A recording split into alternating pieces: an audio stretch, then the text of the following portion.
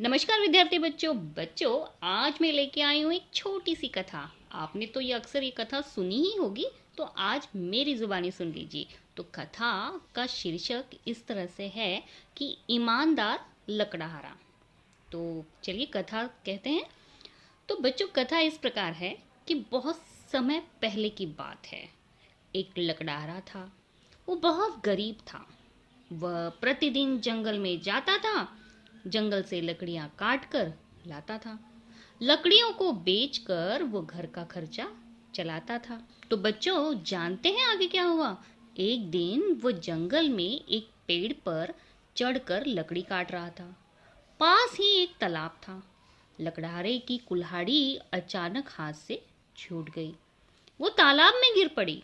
लकड़हारे को कुल्हाड़ी खोने का बहुत दुख हुआ। वो तालाब के किनारे बैठकर जोर जोर से रोने लगा। लकड़हारे को लकड़हारे की रोने की आवाज जंगल में गूंजने लगी। अचानक तालाब में से जल देवता प्रकट हुए। उन्होंने लकड़हारे से रोने का कारण पूछा। लकड़हारे ने बताया कि मेरी कुल्हाड़ी तालाब में गिर गई है। अब मैं लकड़ियां कैसे काटूंगा? मेरे पास तो दूसरी कुल्हाड़ी भी नहीं है। तो बच्चों जानते हैं क्या हुआ? लकड़हारे की बात सुनकर जल देवता को उस पर दया आ गई। जल देवता ने कहा, तुम रोना बंद करो, मैं तुम्हारी कुल्हाड़ी ला कर देता हूँ। इतना कहकर जल देवता ने तालाब में डुबकी लगाई। थोड़ी देर बाद वह एक चमचमाती सोने की कुल्हाड़ी लेकर बाहर आए। उन्होंने लकड़हारे से पूछा, क्या यह तुम्हारी कुल्हाड़ी है? लकड़हारे ने मना कर दिया। जल देवता ने फिर डुबकी लगाई। इस बार जब वो बाहर निकले तो उनके हाथ में एक चांदी की कुल्हाड़ी थी। उन्होंने लकड़हारे को चांदी की कुल्हाड़ी दिखाते हुए पूछा, क्या यही तुम्हारी कुल्हाड़ी है? लकड़हारे ने चांदी की कुल्हाड़ी लेने से भी मना कर दिया। जल देवता ने एक बार फिर डुबकी लगाई। इस बार उनके हाथ में लोहे की कुल्हाड़ी थी।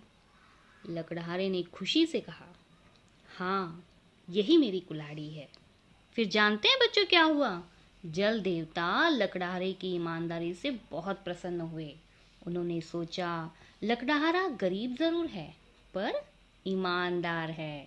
वो चाहता तो सोने या चांदी की कुल्हाड़ी को अपनी कह सकता था, पर उसने ऐसा नहीं किया। जल देवता ने लकड़हारे से कहा, तुम एक सच्चे और ईमानदार आदमी हो। मैं तुमसे बहुत प्रसन्न हूँ। मैं तुम्हें सोने और चांदी की कुल्हाड़ी भी इनाम में देता हूँ। इस प्रकार लकड़हारे को उसकी ईमानदारी का फल मिल गया और वह धनवान बन गया। तो बच्चों आपको इस कहानी से क्या सीख मिली? तो इस कहानी से सीख हमें ये मिलती है कि हमें हमेशा सच्चे और ईमानदार बनकर रहना चाहिए, जिससे हमेशा हमें ईमानदारी का फल मिलता रहता है और हमारी प्रगति होती रहती है। तो आप लोगों को ये कहानी कैसी लगी? आप मुझे कमेंट करके ज़रूर बताइएगा। और हाँ, ये कहानी आपके सभी एग्ज़ाम में, सभी परीक्षाओं में बहुत ही लिखने के लिए आती है। तो आप इसे ध्यान से सुने और ध्यान से लिखिएगा।